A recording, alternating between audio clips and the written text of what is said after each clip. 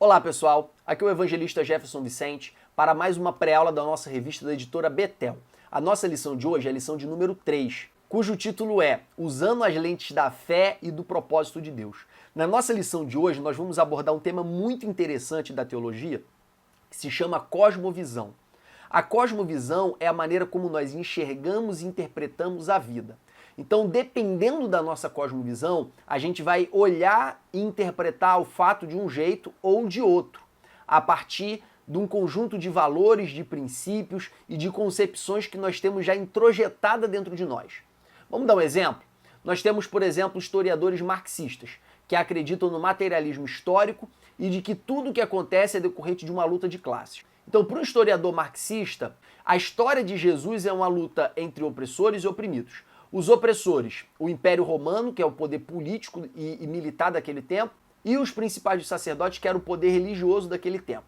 Então essa classe dominante, ao identificar um homem de uma classe dominada que difundia uma doutrina que podia eventualmente subverter essa ordem social, eles imediatamente tentaram calar essa voz, crucificando-o na cruz.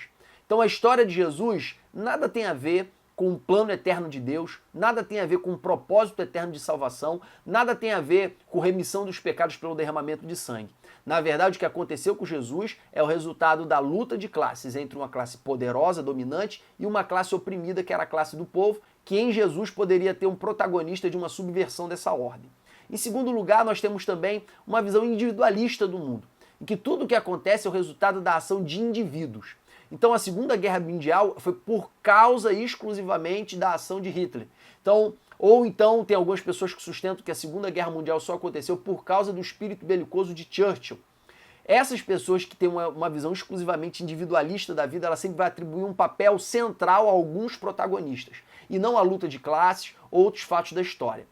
Esses dois exemplos dão para nós o subsídio para nós compreendermos superficialmente o que é uma cosmovisão. São um conjunto de valores, princípios e conceitos que estão enraigados em nós, que a partir deles nós olhamos e interpretamos a vida. É como se fosse um óculos escuro. Quando você coloca um óculos escuro, tudo fica mais escuro. Se esse óculos fosse vermelho, tudo ia ficar mais avermelhado. Se ele fosse amarelo, tudo ia ficar mais amarelado. Então, o óculos, ele pode influenciar na nossa forma de enxergar as coisas e, a partir da maneira como nós enxergamos, nós também interpretamos.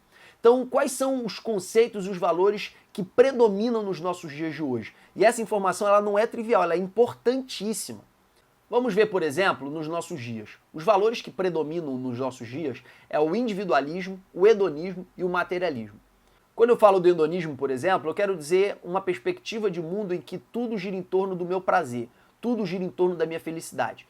Então, a moral, ela não é um conjunto de princípios eternos em relação aos quais eu preciso me submeter para ser um homem justo, para ser um homem bom, para ser um homem correto. Não.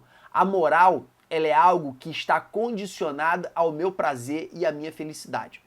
Então, na medida que eu vou introjetando essa concepção através de filmes, através de músicas, através de leituras, através de todo um aparato cultural que me influencia, eu introjeto essa perspectiva dentro de mim e passo a ler e a enxergar todos os fatos da minha vida a partir dessa concepção de mundo. Então, por exemplo, a questão do casamento. O casamento nem sempre foi visto como uma instituição para você alcançar a felicidade. Nem sempre foi visto como um meio para atingir um fim, que era a realização própria. O casamento, durante milênios, ele foi visto como uma instituição para criar filhos. A pessoa que queria gerar filhos, e gerar filhos no passado era uma coisa extremamente importante, porque no passado não existia previdência social, não existia previdência privada, não existia acumulação de capital em banco. Na verdade, no passado, a aposentadoria eram os filhos. É por isso que o destino da viúva, que não tinha filhos na época da Bíblia, é um destino extremamente amargo. Porque essa mulher estava à mercê das vicissitudes da vida, porque ela não tinha quem sustentasse ela. Então ter filhos era muito importante porque ele era a sua seguridade social. E o casamento era visto como um ambiente adequado para gerar filhos. Porém, com o passar dos anos, com a invenção da pílula anticoncepcional, com a invenção de outros métodos contraceptivos com fundamento científico, essa concepção de relacionamento para gerar filho, ela foi dando lugar à ideia de relacionamento para ter prazer. E na medida que esse conceito foi se desenvolvendo a partir dos anos 60, nós vemos que a interpretação acerca do casamento foi mudando igualmente. Foi mudando a reboque dessa nova concepção do sexo e do relacionamento entre um homem e uma mulher. A ideia que se passou a ter do casamento não foi mais uma instituição para criar filhos, não foi mais uma instituição para fortalecer o Estado, e sim um meio para atingir um fim maior, que é a realização pessoal e a felicidade. Então, quando eu paro de enxergar o casamento como um fim em si mesmo e passo a enxergar ele como um meio para eu ser feliz, eu tenho um obstáculo a essa ideia de perenidade ou de perpetuidade do relacionamento conjugal.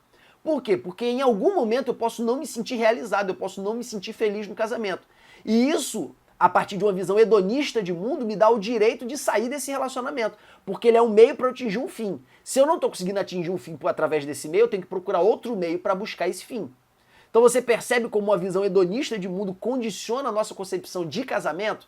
Ela condiciona também as nossas concepções acerca de religião. Se você vê os hinos da harpa, que foram escritos na década de 30, 40, se você analisar o teor, a escrita dos hinos da harpa, você vai ver o conteúdo daqueles hinos. São hinos falando acerca de como resistir ao sofrimento, são hinos que falam acerca da ceia do Senhor, são hinos que falam prioritariamente da cruz. Mas se você vê os hinos que são cantados nos departamentos da nossa igreja hoje, você vê que 90% são hinos que falam de bênção, de vitória, de conquista. E por que o teor dos nossos hinos mudaram? O teor dos nossos hinos mudaram por causa da nossa maneira de enxergar o mundo, que é enxergar o mundo em função da nossa própria felicidade. E, inclusive, nós enxergamos o evangelho em função da nossa própria felicidade. E por isso o foco de nos encontrar, de nos reunir para cultuar, não é oferecer uma adoração perfeita a Deus, não é expressar a nossa gratidão a Deus, não é aprender mais de Deus. É sim buscar algo de Deus, porque tudo gira em torno da nossa satisfação e da nossa felicidade.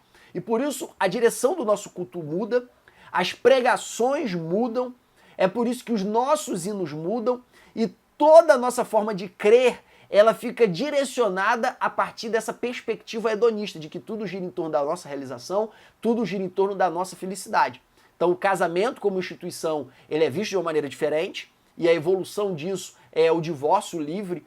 Hoje em dia você não tem mais obstáculo nenhum para se divorciar, você não precisa comprovar que a outra parte incorreu em culpa, você não precisa se separar judicialmente primeiro. Qualquer pessoa que quiser se divorciar, que não tiver filho menor, pode se divorciar até mesmo no cartório.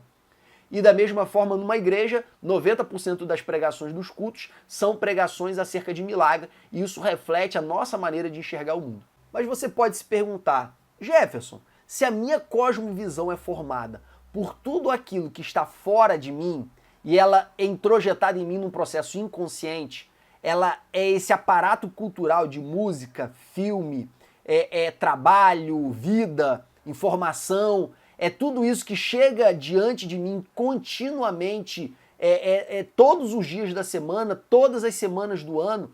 Como é que eu posso me libertar dessa influência que é constante e permanente sobre a minha vida e é inconsciente, ou seja, eu não controlo? A maneira é renovando o nosso entendimento. Conforme está escrito no livro de Romanos, capítulo 12, versículo 2. Não vos conformeis com este mundo.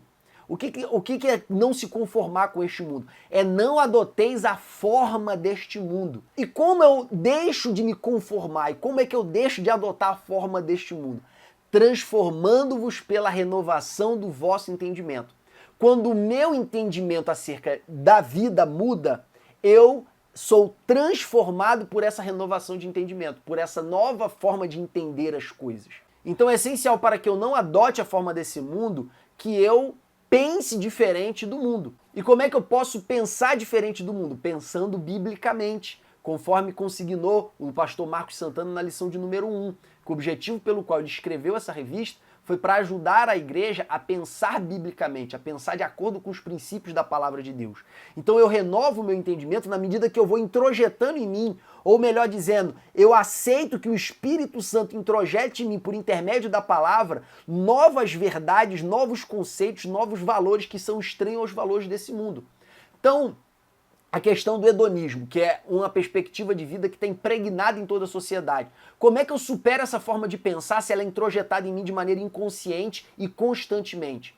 Adotando uma nova maneira de enxergar a vida a partir da palavra. De acordo com o hedonismo, eu vivo para ser feliz. O objetivo da minha vida é a realização pessoal.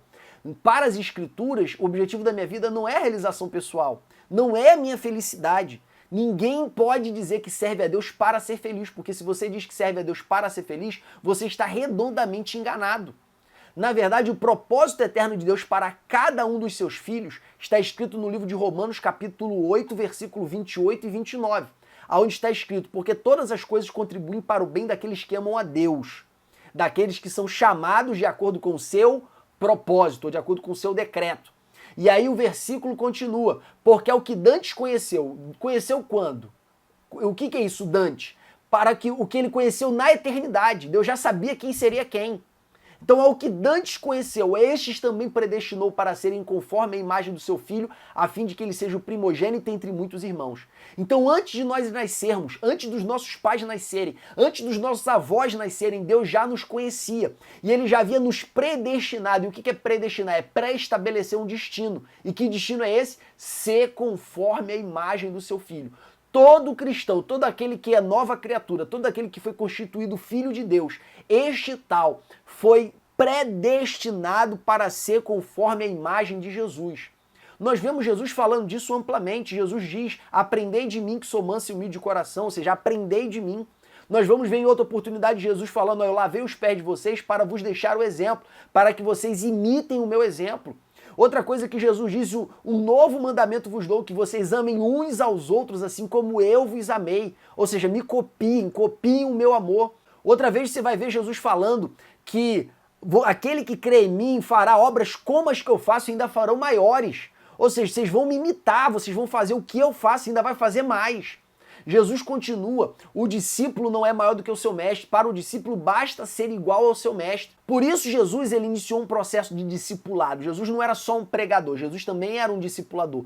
Porque o processo de pregação ela gera fé, o processo de discipulado gera imitação. Quando você discipula alguém, você anda com aquela pessoa e ensina aquela pessoa de tal maneira que ela passa a reproduzir não apenas aquilo que você fala, mas também reproduzir aquilo que você faz. E é por isso que o discipulado é tão essencial na vida da igreja e, apesar de ser tão essencial, é também tão negligenciado. Mas enfim, esse não é o tema da nossa lição de hoje. Mas Jesus ele formou discípulos para que os seus discípulos fossem as suas cópias. Paulo tinha o mesmo entendimento, e por isso quando ele ensinava a igreja de Corinto, ele dizia: ó, sede meus imitadores, assim como eu sou de Cristo. Assim como eu sou uma cópia de Jesus, sede vós também a minha cópia. E por que para Deus é tão importante a gente ser cópia de Cristo? E por isso mesmo ele nos predestinou isso na sua presciência. Por que para Deus é tão importante? Porque ser cópia de Cristo é ser cópia de Deus, é recuperar a imagem perdida no Éden. O homem foi feito à imagem e semelhança de Deus. Lá no jardim. Deus ele queria criar uma criatura que fosse semelhante a ele no seu caráter, na sua forma de pensar e principalmente na sua capacidade criativa. Tem uma música antiga de um grupo, salvo engano, é Fruto Sagrado, diz que o que nos faz diferente dos anjos é o amor, a possibilidade de amar. Eu não entendo dessa forma, eu acho que essa não é a principal característica. Eu acho que não tem uma adoração perfeita de uma criatura que não é capaz de amar o seu Criador. Então eu não duvido que os anjos são capazes de amar a Deus. Eu acho que esse não é o ponto. Eu acho que o que realmente diferencia o homem dos anjos é a sua capacidade de reproduzir o caráter de Deus e principalmente reproduzir a criatividade de Deus. Quando Deus ele faz o homem, Deus dá duas tarefas para o homem iniciais, que é o quê? Guardar e lavrar o jardim. Lembra que aquilo ali não era uma lavoura, aquilo era um jardim. Deus ele queria que o homem estivesse envolvido num processo criativo, num processo estético, de manipular a criação de tal forma que ela alcançasse beleza desde o seu princípio. O homem foi incumbido dessa tarefa de transformar a natureza em beleza desde o primórdio da sua colocação aqui nesse mundo. E você vê que Deus ele estimula o homem na sua capacidade criativa imediatamente depois, quando ele coloca para o homem a incumbência de dar o nome para os animais, de exercer a sua criatividade. É por isso que Deus, irmão, Deus é Deus de coisa nova, irmão. Deus é um Deus criativo. Deus, ele criou o universo e eu consigo imaginar, durante bilhões e bilhões de anos, Deus se fascinando com o resultado da sua própria criação. Quem já fez algo muito interessante, muito belo, sabe do que eu estou falando? Você acaba de fazer uma coisa e depois você olha para aquilo e se surpreende com aquilo que você fez. Deus, ele é esse ser extremamente criativo, extremamente inovador, que consegue se deslumbrar com o objeto das suas próprias mãos. E ele criou um ser que tem a mesma capacidade criativa, que tem a mesma capacidade de inovação. E eu não tenho dúvida que é por isso que ele tinha um relacionamento tão próximo com o homem, porque Deus ele conseguia se encantar com a criatividade do homem. Deus ele conseguia se fascinar com a capacidade do homem de inventar nomes relacionados a características dos animais, a inventar novas formas de podar as flores, de arranjar as flores, enfim. Deus, ele se deslumbrava e por isso ele visitava o homem a todo virar de tarde. Quem tem filho pequeno sabe o que eu tô falando. Eu tenho uma filhinha de 1 ano e meio. Cara, cada coisa nova que ela aprende é um encantamento, é um deslumbramento, é uma coisa assim que você fica rindo igual um bobo diante de uma coisa que parece tão banal, uma palavra nova, a capacidade de pegar coisas que ela não tinha antes, a capacidade de montar coisas que ela não tinha antes. A cada novo aprendizado vem um novo deslumbramento. E assim Deus fez o homem, a sua imagem e a sua semelhança. Lembrando aqui que imagem e semelhança é como minha filha, falam que ela é minha cara. Mas eu posso pegar a foto dela e botar na minha identidade, já que ela é minha cara? É claro que não. Os traços de um lembram o outro. É igual quando alguém me olha, alguém que conhece meu pai me olha e fala, cara, tu é a cara do teu pai. É claro que nós não somos idênticos, é claro que nós não somos irmãos gêmeos, mas os meus traços lembram o meu pai. Da mesma forma o homem, ele foi feito à imagem e semelhança de Deus, porque ao olhar para o homem era possível enxergar Deus, era possível ver Deus, tanto pela forma de fazer as coisas, como pelo caráter, como a forma de pensar, como a forma de criar. Toda essa capacidade humana lembrava o seu Criador. E por causa do pecado, o homem perde essa essência, o homem perde esse caráter de Deus, o homem perde essa forma de pensar de Deus, o homem perde essa forma de enxergar a vida como Deus enxergava. Mas em Cristo, que é expressa imagem de Deus, nós temos a possibilidade de recuperar essa imagem perdida no Éden. E tudo em nossa vida gira em torno disso. Todas as coisas contribuem para o bem daqueles que amam a Deus, daqueles que são chamados de acordo com o seu decreto, de acordo com o seu propósito. Porque ao que dantes conheceu, este também predestinou para serem conforme a imagem do seu Filho. Então, que bem é esse? Todas as coisas contribuem para o bem daqueles que amam a Deus. E que bem é esse? É a nossa alegria? Que bem é esse? É o nosso prazer? Que bem é esse? É a nossa felicidade? Essa é uma maneira hedonista de ler esse versículo. Porque a resposta desse bem está no versículo seguinte. Esse bem é se tornar igual a Jesus. Esse bem é cumprir o propósito eterno de Deus, que está consignado tanto nesse texto, como está consignado também em 2 Coríntios capítulo 3, versículo 18, como está consignado também em Filipenses capítulo 3, versículo 20, versículo 21, como está consignado também em 1 João, em que João diz que aquele que diz estar nele deve andar como andou, como também está em Pedro, que diz que Jesus ele nos deixou o exemplo para que nós seguíssemos as suas pisaduras, como está consignado também em vários textos em Paulo e em outras partes da Bíblia, mostrando que nós devemos ser iguais a Jesus, porque Jesus é a expressa imagem de Deus. E uma vez que nós somos iguais a Jesus, nós recuperamos a identidade perdida no Éden. E nós somos capazes de nos relacionarmos com Deus de acordo com o propósito inicial que Ele estabeleceu para a nossa vida. Então tudo conspira para que a gente se torne igual a Jesus. Então se a gente é orgulhoso, tudo vai conspirar para nos humilhar, para a gente aprender a ser humilde como Jesus. Se nós não temos paciência, as tribulações virão para a gente aprender a ser paciente igual a Jesus, porque a tribulação, ela produz a paciência. Então, se nós somos avarentos, Deus vai nos colocar em situações para nós podermos enxergar a importância da generosidade. Então, todas as coisas vão contribuir para que a gente se torne igual a Jesus. Esse é o propósito eterno de Deus na nossa vida e é para isso que nós vivemos, é para isso que nós existimos, para sermos iguais a Jesus e para nos relacionarmos com Deus conforme a sua própria imagem manifestada em nós. E isso muda completamente a nossa forma de enxergar a vida. Era assim que os discípulos enxergavam. Eles apanhavam por ter pregado o evangelho, eles se regozijavam por ter padecido as mesmas aflições que Cristo, ou seja, por ter vivido o que Jesus viveu. Então, a vida ganha um novo significado, a vida ganha um novo propósito. Você passa a interpretar a vida de maneira diferente quando você entende que tudo conspira para que este bem aconteça.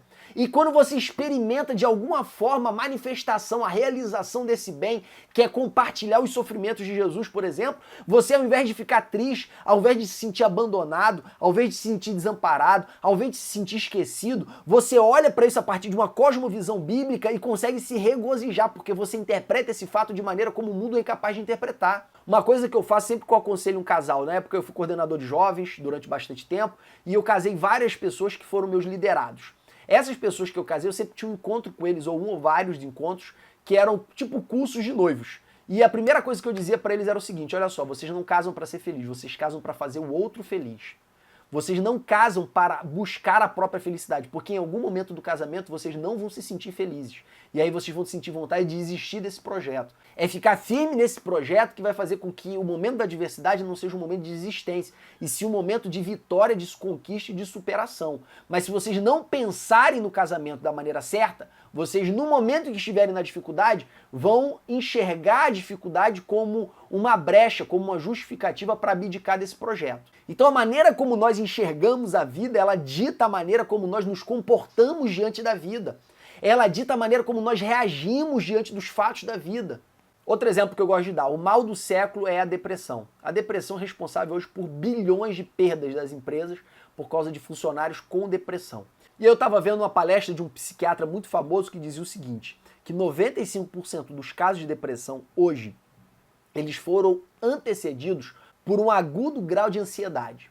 Então a depressão ela está totalmente correlacionada com um altíssimo grau de ansiedade que a precedeu. E por que as pessoas andam tão ansiosas? Por causa do espírito do nosso tempo.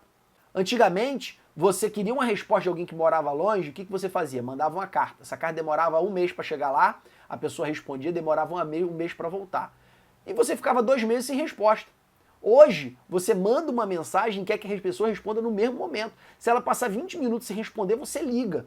E se ela não atender a ligação, você liga para alguém que conhece ela, para poder falar que você está ligando. Porque hoje em dia, a velocidade da comunicação faz com que nós tenhamos uma ansiedade pela resposta imediata.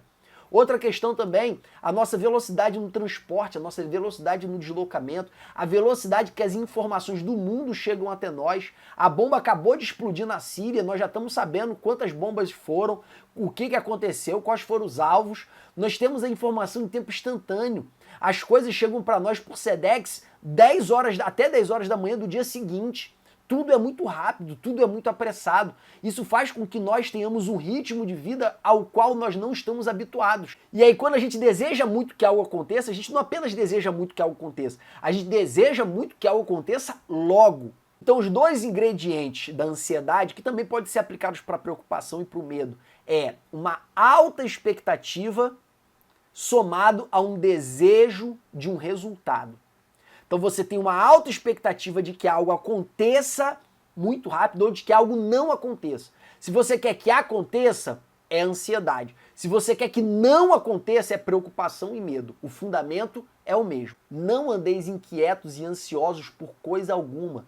Antes sejam as vossas petições conhecidas diante de Deus, através de toda oração e súplica, com ações de graças. E a paz de Deus, ou a paz de Cristo, que excede todo entendimento, tomará conta dos vossos sentimentos e dos vossos corações.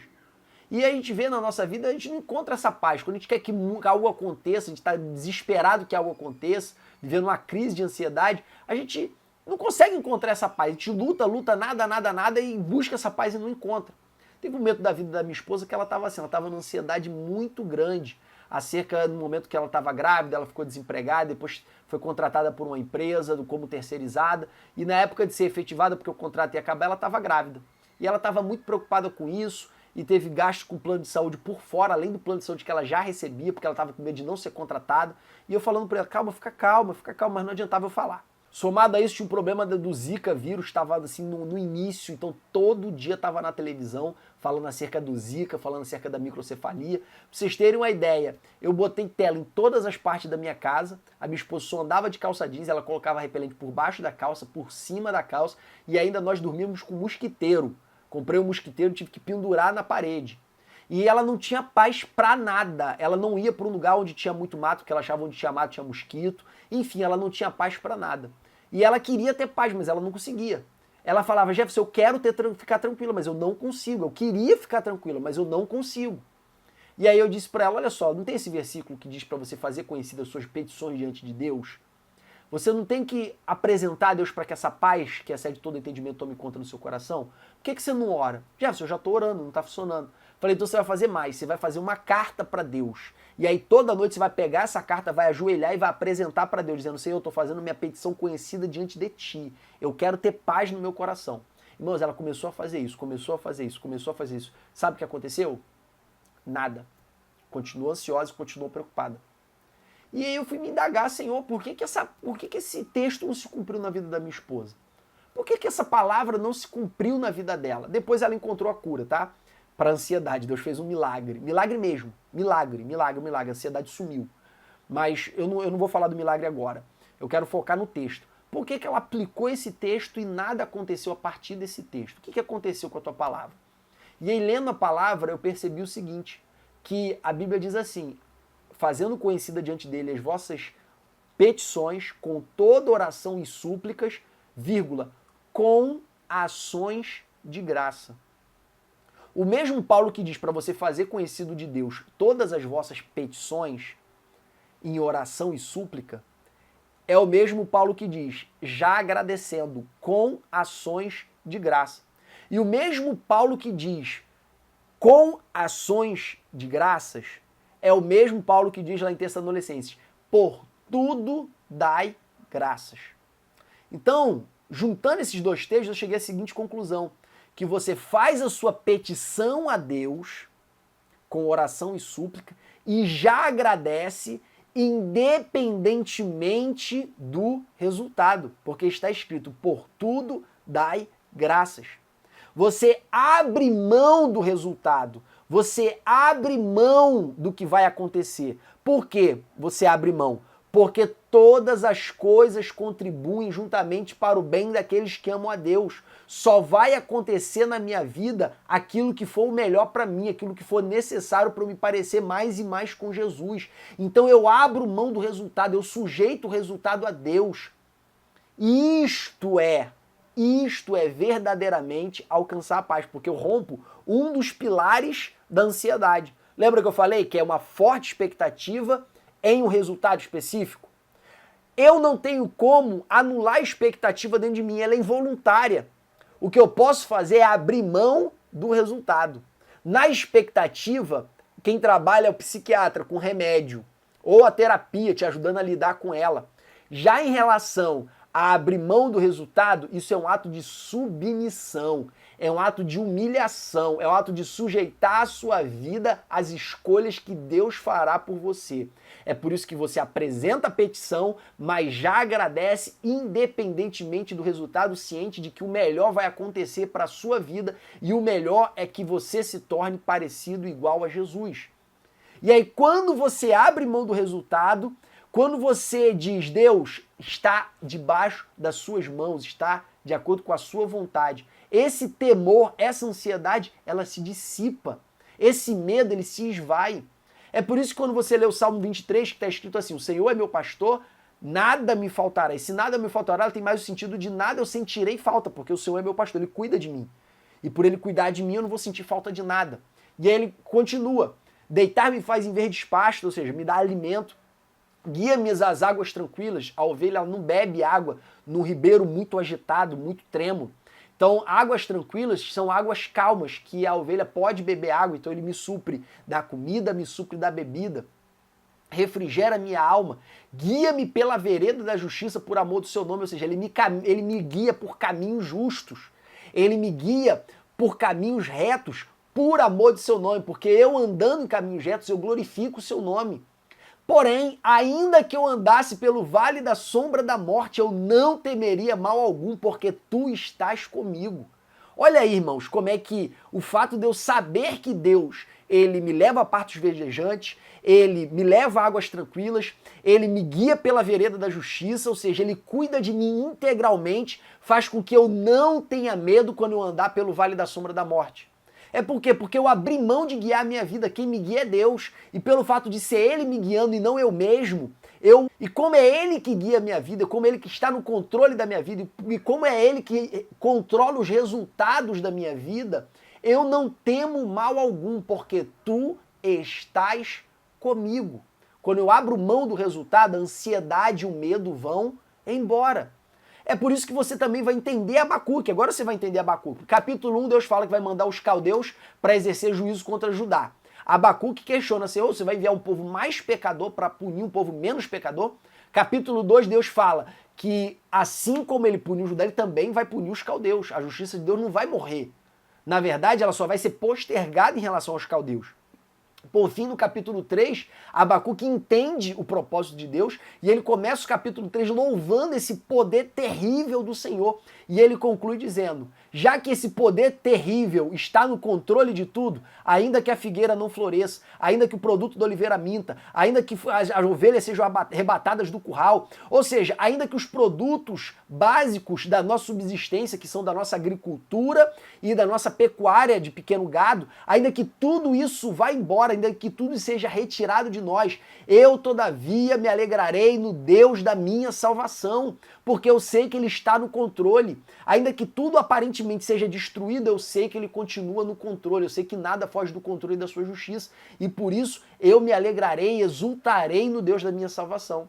Tá entendendo o salmista, no Salmo 23? Tá entendendo Abacuque, capítulo 3, os últimos versículos? Quando você abre mão do resultado, esse medo e essa ansiedade se esvai, porque você crê que todas as coisas vão contribuir para o seu bem, não importa o que aconteça. Você crê que Deus está no controle continuamente, não importa o que aconteça. Foi exatamente isso que aconteceu na vida de José. José, ele é vendido pelos seus irmãos para ser escravo através dos ismaelitas. Eles entregam José no Egito, ele se torna escravo. Um homem que aparentemente seria o herdeiro do seu pai, porque aquela túnica de várias cores indicava a preferência de Jacó por José. Então provavelmente ele seria constituído como primogênito, passando à frente de todos os outros irmãos, mesmo sendo um caçula. E isso despertou uma grande inveja nos irmãos, ainda mais quando ele começou a contar os seus sonhos que reforçavam esta ideia da proeminência dele em relação aos irmãos. O sonho dos feixes que se curvavam diante do feixe dele, o sonho das estrelas do céu, do sol e da lua se curvando diante da estrela dele.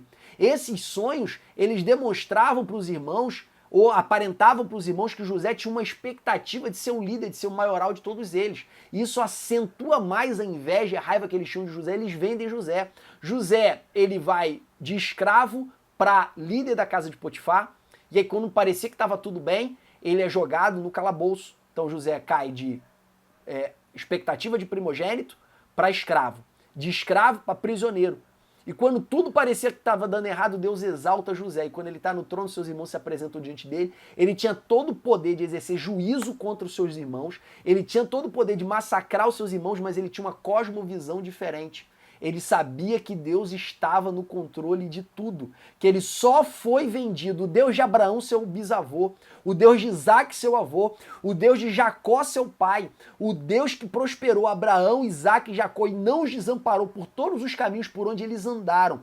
Não era diferente na vida dele. Esse mesmo Deus também cuidava dele em todos os momentos. E olha que visão extraordinária de José, mesmo sem ter uma Bíblia para ler, mesmo sem ter Paulo para ler, mesmo sem ter Jesus para ele ler, ele conseguiu interpretar que ele só estava ali porque Deus queria que ele estivesse, que não foram os seus irmãos a causa real dele ser vendido para o Egito, mas sim o propósito de Deus de colocá-lo assentado debaixo de Faraó como a segunda maior autoridade na terra do Egito e líder de fato da maior potência do mundo, ao ponto de poder ajudar os seus irmãos e a sua família. Então essa maneira de enxergar os fatos fez com que José perdoasse seus irmãos com certa facilidade. Não teve drama, ele já olhou para os seus irmãos, já começou a chorar, porque ele já enxergava o propósito de Deus se cumprindo na vida dele. E os sonhos dele se cumprindo naquele momento com seus irmãos se curvando diante dele. Ele viu que tudo estava no controle de Deus, nada escapou do controle de Deus. Então entender isso, que Deus está no controle, que Deus... Outra coisa que uma vez eu preguei sobre essa questão da ansiedade na igreja de um amigo meu, e meu amigo disse o seguinte: Jefferson, outra questão que as pessoas esquecem.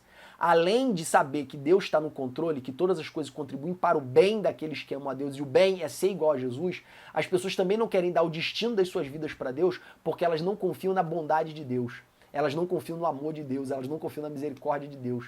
É por isso também que Paulo, quando estava orando pela igreja de Éfeso, lá em Efésios capítulo 3, nos últimos versículos do capítulo 3, ele diz, por causa disso eu me ponho de joelho perante vós, para que vocês sejam fortalecidos no poder do Espírito, e assim Cristo habite pela fé nos vossos corações. Mas ele não para por aí, ele continua estando enraizados e arraigados em amor, vocês possam compreender qual é a altura, a largura, o comprimento e a profundidade e conhecer o amor de Cristo que excede todo entendimento.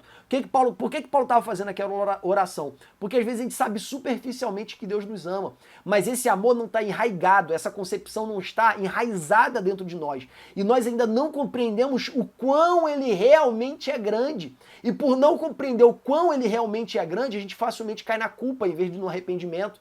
A gente fica achando que Deus não nos ama mais, a gente fica achando que Deus não nos quer mais, a gente fica achando que Deus ele nos rejeitou porque a gente errou. Então, quando esse amor está enraigado dentro de nós enxergamos a vida de maneira diferente. Então, quem tem um amor enraigado nunca vai achar que está desamparado.